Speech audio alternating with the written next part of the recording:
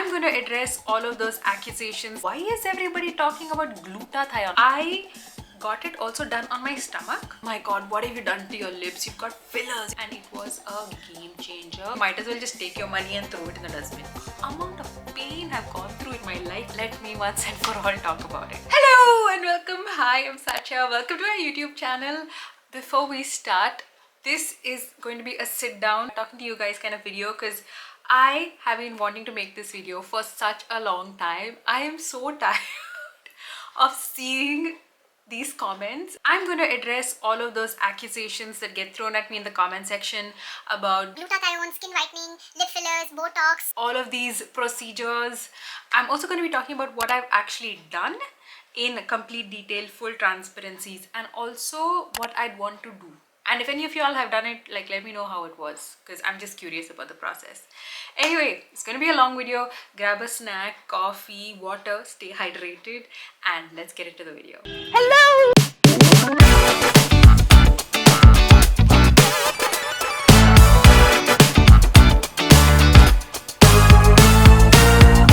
Easy. So before this video, okay, I put only lip liner and I was like, wow, this lip liner is really nice. Let me just put it all over my lips, and now in the viewfinder it's looking orange. So let's start with number one. Let's read this comment, okay? She is using treatment for lips and face, and no cream/lotions and serum in this world will make you bright as white. You are using glutathione. Most of these comments started because I had shared 2 videos about my skincare journey in which I had showed pictures of me as a teenager to show, my skincare journey, how my skin has improved.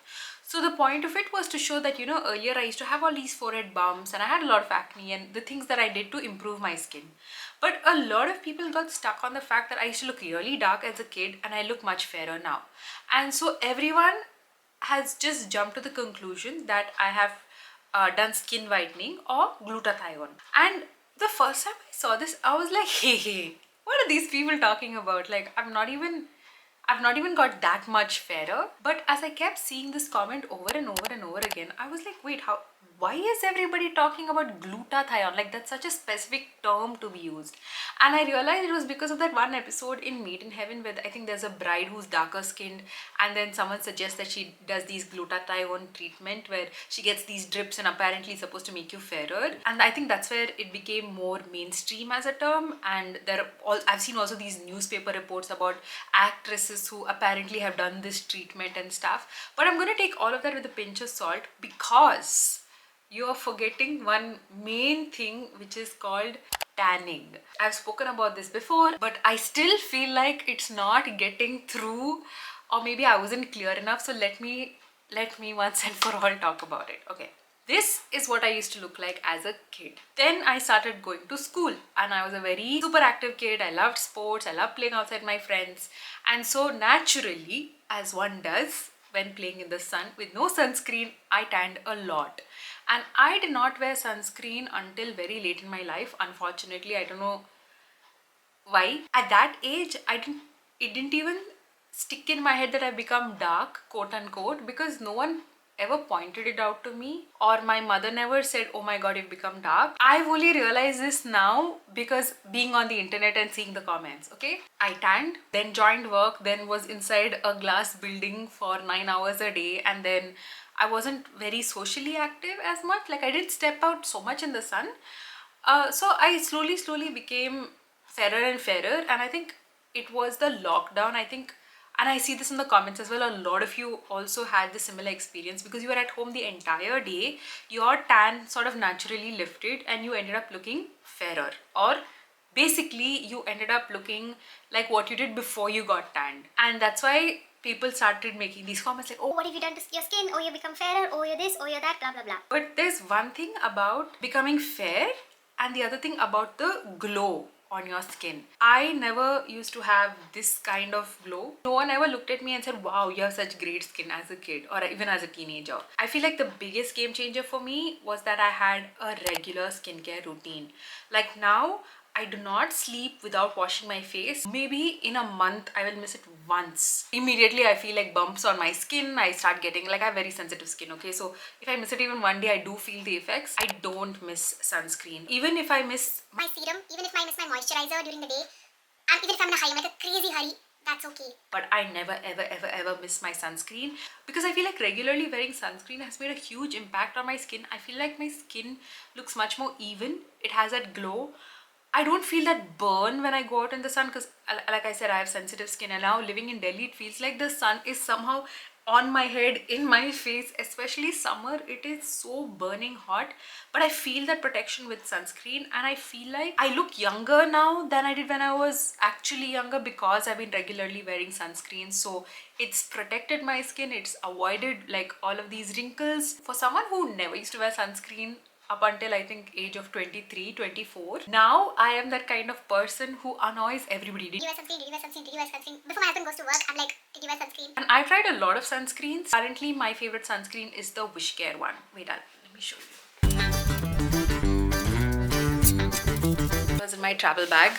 This is the one I recommend to my siblings, relatives, friends. If they are someone who doesn't usually wear sunscreen, this is the one that I feel makes a non-sunscreen wearer a sunscreen wearer. And couple of reasons. Okay, this is so good for my skin, particularly because I have oily skin, I have sensitive skin, and this has ingredients that I love, like niacinamide. Niacinamide helps balance the oil levels in your skin and also helps with your pores. It has cica, which is so good if you have sensitive skin because it's very soothing, and it has ceramides, which helps build up your skin. And this one has SPF 50, very easy to apply. I think I posted a story about me applying it. See, look at that, it's so light. Let me just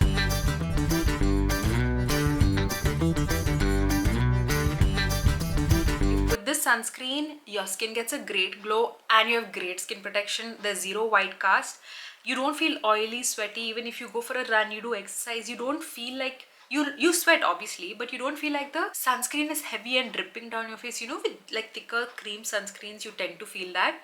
And one more thing, before I put foundation or any like makeup, skin tint, I always like to put this because it gives you the most like a dewy finish, like a extra glow. So I really like this sunscreen. This is a very minor thing, but I think all sunscreen makers should make note of this, is the size.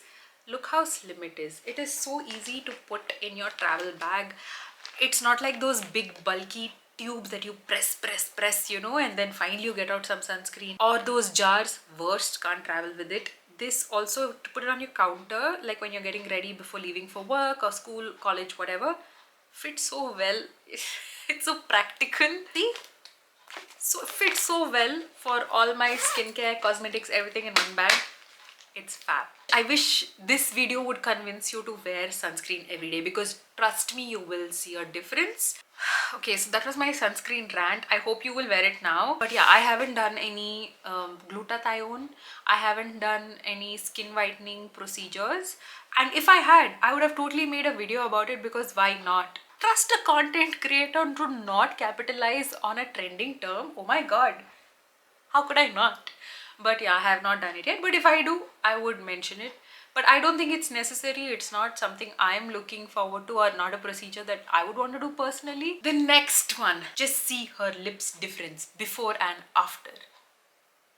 Lip filler plus skin whitening. I still don't understand, because even celebrities say eat clean, work out, drink more water, and never accept their fillers, botox, glutathione injections and surgeries. Not shaming her, but the world we live in today is so suspicious. Very true. I completely agree with this. And also, I feel like her upper lip has gotten filler injected. A very tiny amount maybe, but the effect looks like it. I'm sorry.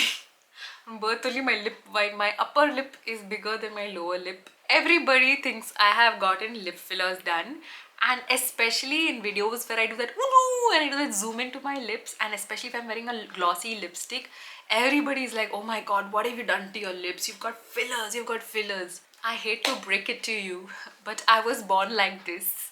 My mother also has lips like this. My sister also has lips like this. Again, like people see my older photos where I look like this, and they're like, how did your lips become light and bigger? And the simple answer to that is lipstick. And it seems so stupid. You're like, no way, lipstick can do all that. But let me show you, okay? This is what I look like without lipstick. This is how I do my lipstick routine. Always, if you want your lips to look bigger, add some gloss or some lip balm to it. Instantly, people will be like, you got fillers done. You got fillers done, don't lie. Tell me who your doctor is. See, I don't think it's wrong that people are asking these things, okay? Because I totally understand. Things like lip fillers, etc. have become more mainstream. You're seeing more people getting it done. And when people are not open about it, but they're like Kylie Jenner was like, I got these lips from my lip products. And you try the lip products yourself and you're like, but I am not getting lips like hers. That's where you feel like that's dishonesty, right? And you know, one thing is you can kind of clearly tell when someone has lip fillers because their lips have no lines. Like if you see my lips, I have so many lines, especially if I wear a matte lipstick, all of it settles in my lines. It looks so obvious. And those who have lip fillers, usually because you inject something, the skin smooths over, so their lips look very smooth, like you know, like those pillow lips. It looks like that. There are only few people I've seen on whom lip fillers looks nice. Maybe some people get it done very little in the beginning. It looks really natural and then they kind of get carried away and then their lips are like and then everybody makes fun of you like, oh, fillers. Lip fillers I've not done. It's again something I don't think I would do. I don't think I need it. I mean, if I get lips bigger than this means that's all you'll see on the screen. You are someone like me who has lip lines, and I think it's natural, everybody does, especially as you age it becomes even more pronounced. Something that's really helped me is to put a lip mask at night before I sleep. So either it could be like the Laneige lip mask or like a lip peptide treatment like Indie Wild or the Rhode one, even like Vaseline. Put Vaseline also. My mother puts that Pond's cold cream. She's been putting it on her lips all these years. She has fab lips. Basically something to moisturize your lips at night. Really helps with the next day when I do apply lipstick. I see a pronounced difference. I see the lines not so much, so that really helps. Okay, now let's move on to the things that I have gotten done, and I'm gonna give you all the details, okay, because some of them were amazing, life-changing. Okay, first is laser hair reduction. Notice how I said reduction and not removal, because that's what it does. It just reduces the hair. I am such a hairy person. I've even done this where I was shaving my legs after 3 months in lockdown. My leg was super hairy. My leg at one point looked hairier than my brother's leg. Okay, I have really thick hair growth and I have no problem with it. I don't think it's ugly, but I was just curious about laser hair reduction because I was like, chalo, I want to try it. And also I used to feel very hot with thick hair, and you know, once you shave it, again, sensitive skin on your legs, no, it starts itching like if you wear pants. I used to have a problem, so I was like, okay, let me just try laser hair reduction, and it was a game changer, especially for my underarms.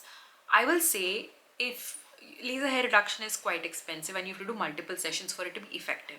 So if you have a very limited budget and you want to try it, and you can only try one thing, please get it done for your underarms. Because my underarms, like, I want to show you, this is what it looks like after not shaving for 3 weeks. Earlier, if I were to show you not shaving after 1 day, it would be like full hair, okay, because the hair growth was super fast. It used to be super thick. I used to do waxing, shaving, everything. Amount of pain I've gone through in my life, and I could have just gotten it lasered. Okay, let me tell you how the procedure is. So I went to Wish Skin Clinic in Mangalore, and so what they do is they first, like for example your underarms, so first they'll shave your underarms, then they put a numbing cream, then you have to sit like this for some time, like 5-10 minutes for the numbing cream to work. Then she puts one more cream and she has like a rod like thing in her hand, almost looks like an epilator with a wire, and then they just go tuk tuk tuk tuk tuk tuk tuk over it. Pain feels like little pricks. It's not as painful as an epilator, definitely not as painful as waxing, but it is not completely painless. Like, you do feel a little tuk tuk tuk tuk tuk prick, okay, on your hand, and then tuk tuk tuk tuk tuk tuk tuk tuk tuk tuk. And because it's a small area, like, it's done. And honestly, from the first session itself, the hair grew back so thin.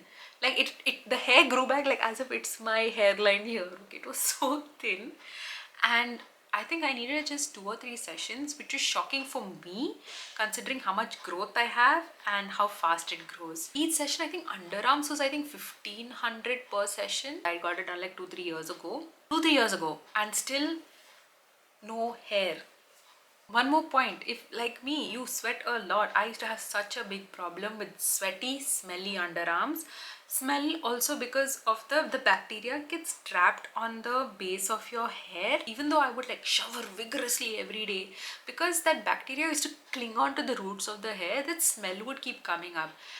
Now because of laser, hair is not there, smell has reduced so much. Like, oh my god, I feel like I should become a spokesperson for laser hair reduction only for the underarms, because it is life changing.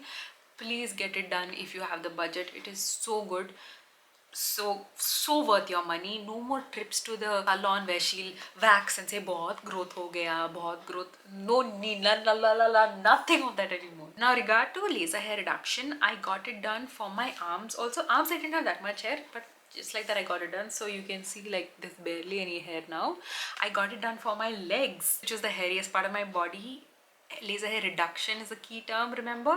So this is what my legs look like 1 week without shaving. So very light growth, which compared to the forest it was earlier is like a crazy crazy difference. I got it also done on my stomach, because when I was younger I very stupidly thought that my stomach is hairy, and once I shaved my stomach, after that the hair started growing very thick. It was very embarrassing every time I had to wear a sari. So I got it on my stomach, and again, what a relief. Superb. The only downside to laser hair reduction is if you have very fine hair. Like for example, I have like a lot of hair on my back, and I was like, okay, I'll get it done here also. But the thing is, the hair on my back is very fine, okay, as I think most people's hair on their back is.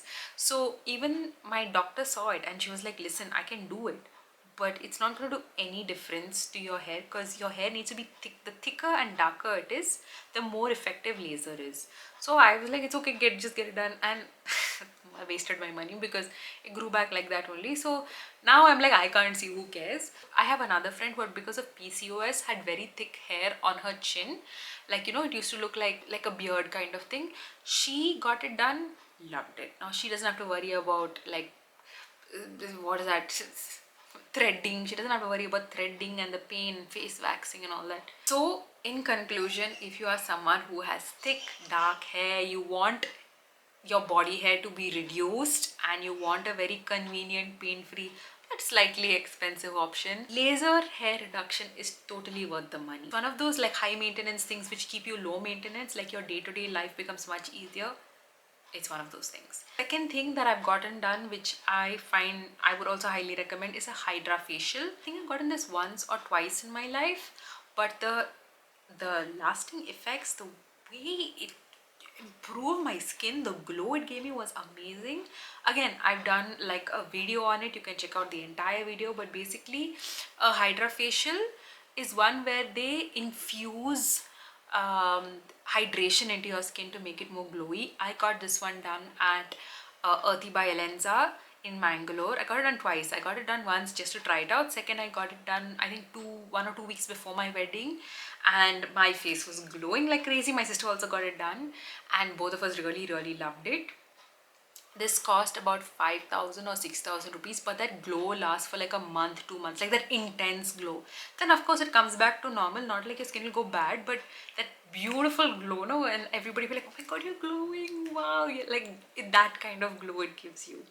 And I feel like it also, like before that, I feel like my skin was looking quite dull and tired. Once I got that glow, you know, I think it kept me even more motivated to be consistent with skincare, sunscreen, like all of those things, because I was like, now I can see how much my skin can glow. Like I don't want to lose that, and I'm gonna keep aiming to reach that every single day. One thing I have stopped doing actually is getting those facials where, you know, like you go to the parlor and they do that thing, right? They'll Put one mask on your face, then they'll steam your face. Then with the tool, they'll dig out things like your blackheads and all of that. That I stopped, okay, and I'm so glad I did, because all that ever did was maybe because I have sensitive skin. Like if I had a blackhead here, and my skin is prone to blackheads because I have oily skin, I have bigger pores. If I get a blackhead here, they would squeeze it so much that it would leave a mark, and then it'll get infected the next day. Then I have a big pimple. What, before I had one chotu and small blackhead, I'd end up getting like a massive pimple, and then it leaves a scar. I still get blackheads, by the way. I still 100% get blackheads. But doing clay masks has really helped. Using salicylic acid combined with the clay mask really helps. When I was living in Singapore, I remember there was a Korean spa place which had opened up, okay? Korean express facial called Gay Express or something. And I was like, whoa, Korean skincare facial, let me go. That was nothing. $45 waste. I think the hype was that you keep putting different serums and they keep putting like that machine on your face. I didn't find anything amazingly transformatively changing about it and like mind-blowing about it, but I just liked that experience. Experimenting with all these different skincare treatments, I've learned that for my skin I definitely need hydration, I need a cleanup which is not too invasive, and more than anything, like you can go 20 times to the parlor, but if your day-to-day skincare is not in place, then it's a waste of money. Like you might as well just take your money and throw it in the dustbin. Finally, to the third part, the procedures that I would want to get done or I've been considering to get done. Number one is LASIK. It's basically to correct my vision so I don't have to wear glasses every day. I have people in my family who have gotten it done. It's not like for lifetime you won't need glasses. Now after 10 years after the surgery, they are slowly wearing glasses again, but it's not as like if earlier their power was like 5-6, now their power is like 0.2 or 0.3 or something. My power right now is like 2.25 something, and I wear glasses every day. I wear contacts when I go out at times. So I've really been thinking about what would life be like without having to wear glasses. But Now, also part of me is like, I need to recover for 2 weeks. I need to be without screen. I need to, have the sunglasses on after the surgery. How will I manage my baby? How will I manage at work where most of my work is done in front of a screen? so I'm not really sure. And third is, I think that glasses have become such a big part of my identity that usually without my glasses nobody recognizes me. When I make reels without my glasses, it performs much lower because no one recognizes me. So I have to wear glasses. But I don't know, maybe I will get the surgery done if my power gets worse and I feel like it will help me live a more convenient life. And maybe then for videos I'll get like one frame without any power, like most people now, glasses are in trend. Bella Hadid, all of them wearing their glasses. Billie Eilish, everybody's wearing glasses now. Please tell that to my younger self who thought I looked like an absolute nerd with glasses. The second thing is microblading for my eyebrows. I want to do something to my eyebrows, okay? Because my eyebrows are really light. In my makeup routine, I spend the most amount of time on my eyebrows, and I'm such a lazy person. I would like to reduce that also. The 5 minutes also that I spend on my eyebrows, I don't want to, okay? I just want to wake up and be like, wow, my eyebrows are so good. I feel like my eyebrows personally are a bit on the lighter side and a bit on the sparser side. I would like it to be more thicker and fluffy, and I feel like the times I have done my eyebrows, it's framed my face well. It does make a difference to your face, but again, now I'm scared. Like it's like a not permanent, but it's a procedure where the look remains like that for a while. What if I get it done by someone and I look like a clown with those big eyebrows, That's what I'm little scared of, but I'm open to it. Like I would like to try just the experience. I want to try, and you best believe I will be vlogging through it, zooming out, see my eyebrows getting microbladed. The third thing I want to try is eyelash extensions, because again, I feel like my eyelashes are non-existent. And the few times I have worn fake eyelashes, I felt so pretty. So I would like to get eyelash extensions. But then again, my practical brain is like, bro, you wear glasses all the time. It's barely seen. I think some things you do for yourself, some things you do to show others. I think eyelash extensions are something I want to do to show others, like flutter my eyelashes. And if it's hidden by my specs right now, it'll be a waste. So anyway, that's just in one of the, maybe one day I'll try it. Something else that I saw interesting, but I don't think I want to try it. Let me know your thoughts on what do you all think about the permanent makeup. Like they make their eyebrows darker, like they put that color, and they do lip blushing. Few years ago I was like, wow, I would love it if I could get like permanent pink lips, but now I kind of like the natural color of my lips. I feel like I'm such a fickle-minded person that I don't think I could commit to having a permanent color on my lips, because some days I like pink, some days I like reds, some days I like blue, and some days I like orange, clearly by today's lip shade. Just like that to try. I'm just curious. I keep seeing these videos online of people getting it done and they look nice, so why not? Some things that I would not want to do I guess is like any permanent surgery. Like I don't want to get a nose job because I have seen, first of all, I don't think I need it, but also if you actually see someone's journey of them recovering from it, it's horrific. Looks by Hala is someone, I'll put the link to the video that she had done. I thought it was one of the most honest journeys of job. She has really nicely explained the entire process, recovery, all of that, and her reasons also for doing it. Botox, I feel like I have such an expressive face.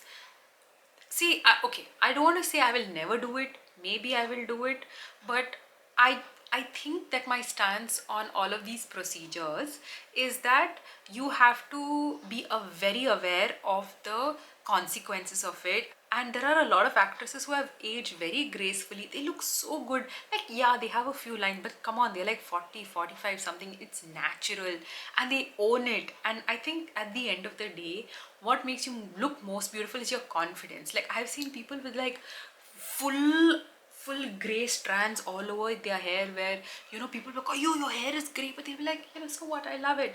I saw a lady the other day, she looked like 40 something, fully white hair. Oh my god, she looked so beautiful, and she was dressed also very smartly. And I realized that a lot of these things just depend on how you carry it. Like even glasses, which people consider lame or nerdy or whatever. Like you see Billie Eilish, she's like this and she looks like that, and she has that confidence going on stage, winning awards, music videos with those like the most nerdiest of nerdy glasses, and you're like, wow, glasses are cool.